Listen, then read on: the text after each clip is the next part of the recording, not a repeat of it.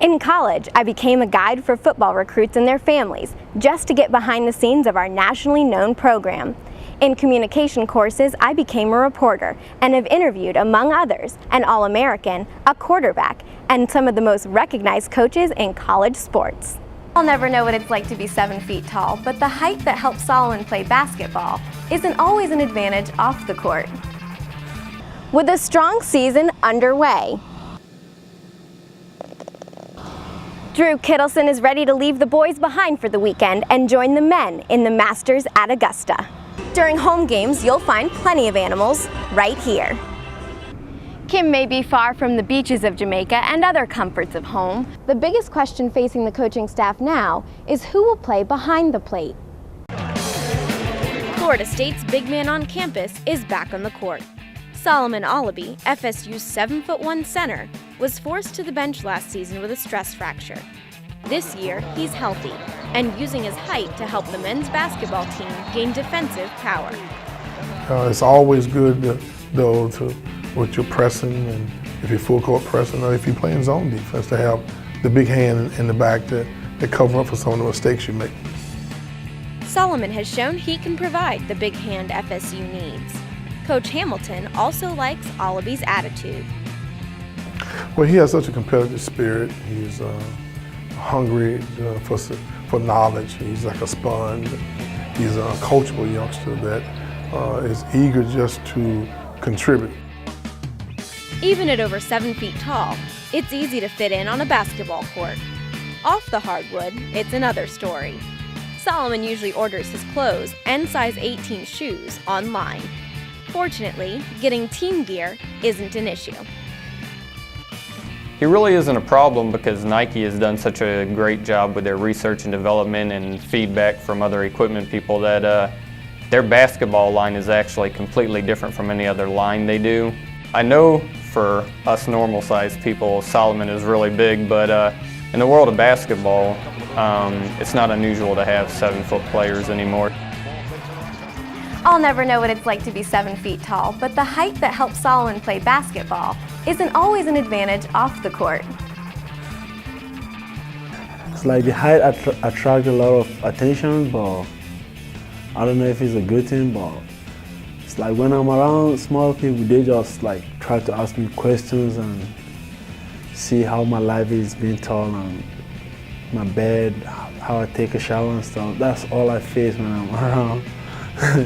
And just where does a 7'1" college student fit in the classroom? Well, it depends on the day. I usually like to sit at the side so I won't be in front of people, and sometimes I sit at the back. Sometimes I like to sit at the front too so I can have a leg room, you know. But Solomon doesn't let the everyday challenges his height causes take the smile off his face. He left his family in Nigeria for the chance to play basketball in the U.S. Now, Solomon leans on his teammates for support. He's just a real nice guy, you know, humble, always smiling. He's just goofy. Sometimes you're down, you just have no chance, you have no choice but to laugh when he says something to you. And Solomon will say just about anything for a laugh. His teammates don't pull many pranks on each other, but they do like to hear a good Solomon story. We just sit there and like listen to Solomon just give us stories and stuff like that. You know, how he killed lions and how he, you know, just basically stuff that he do, how he's a soldier, how he go back home, he's gonna be king, but he just be joking all the time, but it's cool though. Solomon Alabi may not be a real king, but his personality, work ethic, and height help him rule on the basketball court. I'm Sarah Tyson for Seminole Sports Magazine.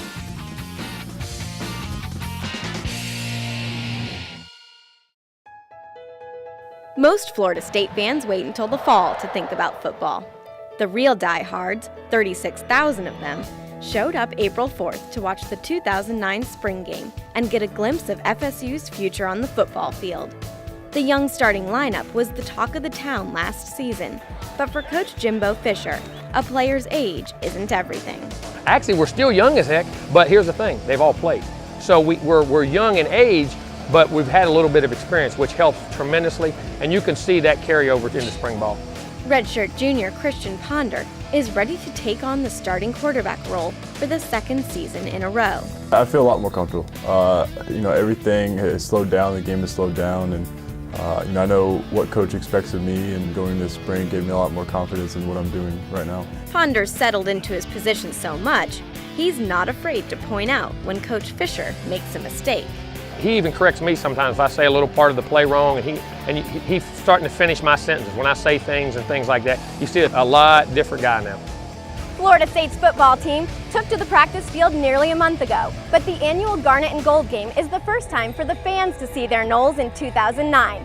Supporters are bringing their Seminole spirit and a lot of enthusiasm for the upcoming season.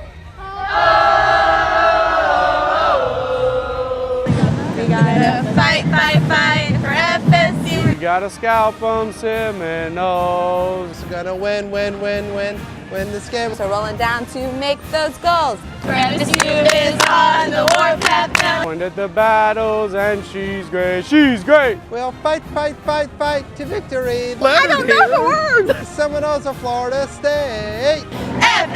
FLORIDA. S-T-A-T-E. Whoop, whoop. Florida State, Florida State, Florida State. Woo! The Garnet and Gold game even brought a former Seminole and first-round draft pick back to Tallahassee to watch his brother Marcus play. NFL linebacker Ernie Sims knows the importance of the spring game. You get to show your stuff.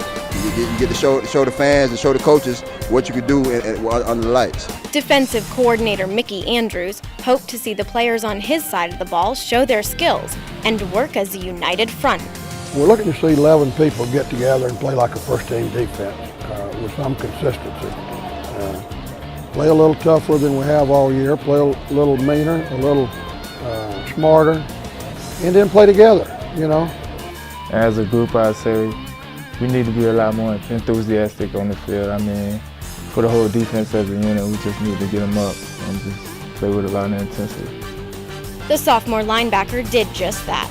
Bradham energized the defense with a 45-yard fumble return for a touchdown to help take the Gold team to a 39-27 win.